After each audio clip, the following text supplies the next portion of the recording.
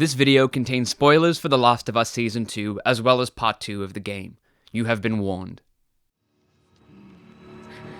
You stupid old man.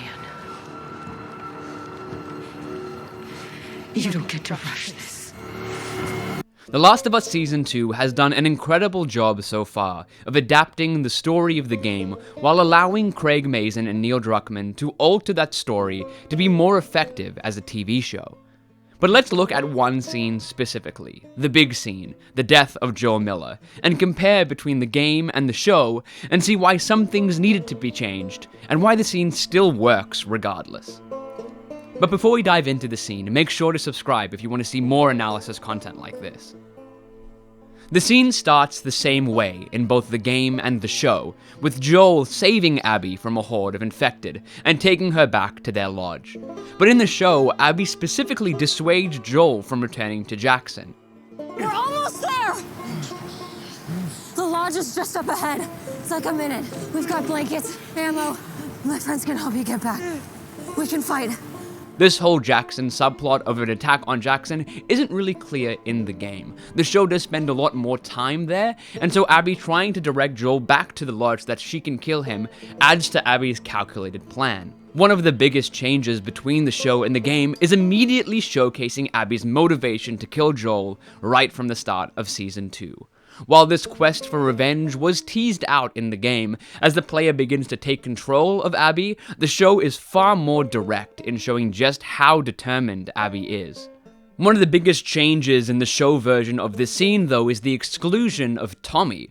In the show, Joel and Dina are on patrol, whereas in the game, it's Joel and Tommy. This change allows Tommy to be back at Jackson, leading the fight against the horde of infected, a scene missing from the game, and I think that was a wise choice, regardless of the possible ramifications of it.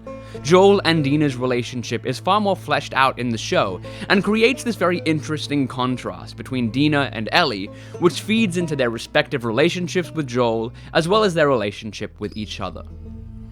As Joel's death acts as the instigator of the entire story for Part 2, in both the game and the show, small changes that the show makes do have the potential for serious changes to major story moments that happen further down the line.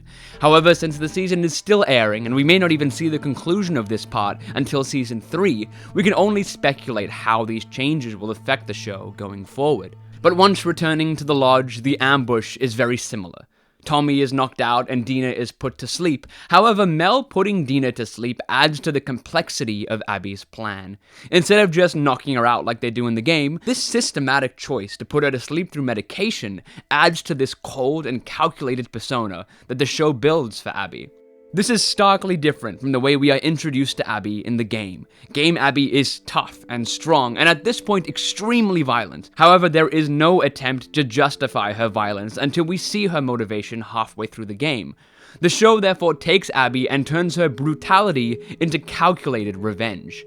Abby in the show is still extremely violent and strong and terrifying, but her violence comes after literal years of planning the murder of Joel, something that the audience is aware of immediately.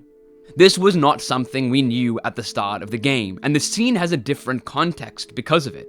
In the game, this scene is far more shocking, primarily due to this sudden, unexpected violence. But since the audience already understands Abby's motivations in the show, the tension of this scene comes from the audience expecting the violence. Both scenes are effective in their own way. The shock of Joel's death in the game allows the player to empathize with Ellie and allow themselves to justify their own violent actions as they control her in the game. The show instead uses Abby killing Joel to parallel the complex man we have seen during Season 1, and how Ellie will deal with that in Season 2 and beyond. But we see far more of Joel's attack in the show than we do in the game. In the game, the lines are similar, but Abby's monologue to Joel is exclusive for the show. As much as Naughty Dog loves their cutscenes, Neil Druckmann still understands the importance of a player to be in control of the game. Sometimes. Regardless, the scene then cuts to black after Abby's first strike, also preventing the audience from truly understanding the intentions behind it. In the show, Abby fully articulates her frustration at Joel, and begins her systematic plan of attack. However, in both scenes, Joel's demeanor is the same. He accepts his fate and can't fight back. The audiences of both the show and the game are very aware of Joel's mistake in saving Ellie, and this scene is the culmination of that. Throughout episode 1 and 2 of season 2, Joel is framed as someone who protects his own at any cost. But you gotta look after your own first, or you're no good to anyone. Heightening our perception of his choice. The Last of Us Part 2 opens with Joel confessing to Tommy what he did when he saved Ellie. Tommy's reaction, God damn. That's so.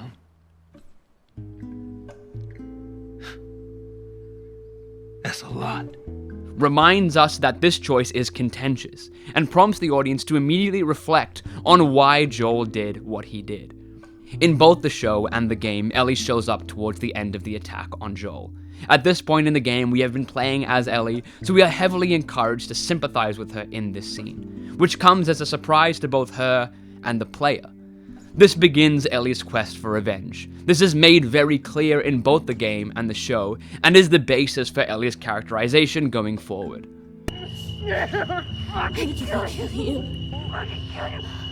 I'm gonna kill you!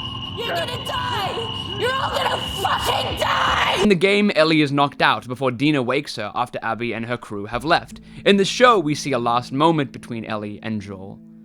In the show, we understand both Ellie and Abby in this moment, and while we still empathize with Ellie, the tension between her and Joel is explained more than it is in the game.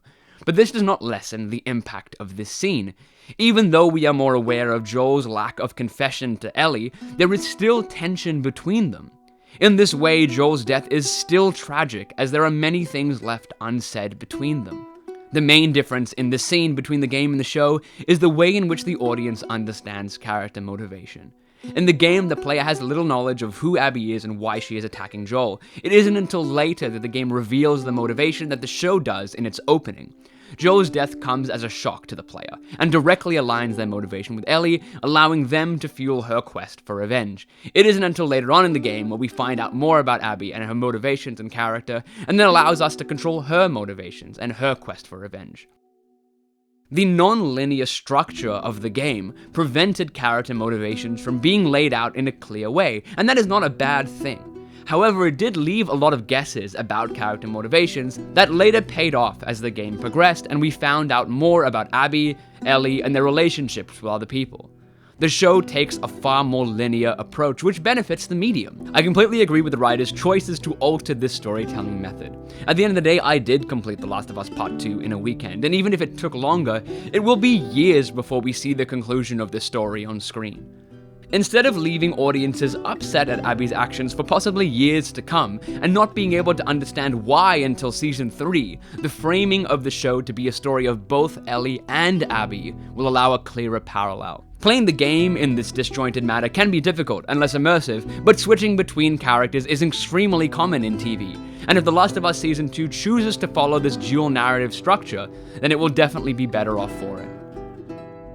Television is an inherently different medium than video games. And while Naughty Dog certainly pride themselves in their cinematic gameplay, the changes made to the Last of Us TV show showcase just how different these mediums are at delivering the same story. The Last of Us Part 2 is a deep character study of both Ellie and Abby, told through empathic gameplay. The Last of Us Season 2 is a deeply personal character study that showcases revenge through a dual narrative structure. Both have their strengths and their weaknesses, but the core of their story is the same. If I ever were to lose you, I'd surely lose myself. Everything I have found. My shit with Joel is complicated. I know that. From the outside, it probably looks really bad. Trying sometimes It has been really you'll bad. succeed to make this man of You been me. playing much? All my stolen yeah. missing parts. I've no need for any more. But I'm still me, he's still Joel, and nothing's ever gonna change that. Ever.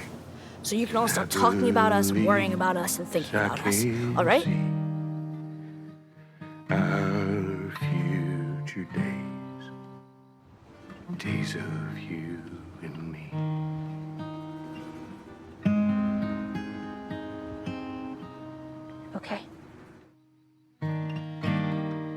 Thank you for watching. If you like textual analysis like this, check out my video on Arcane Season 2's music video montages. There you go. Well, that didn't suck.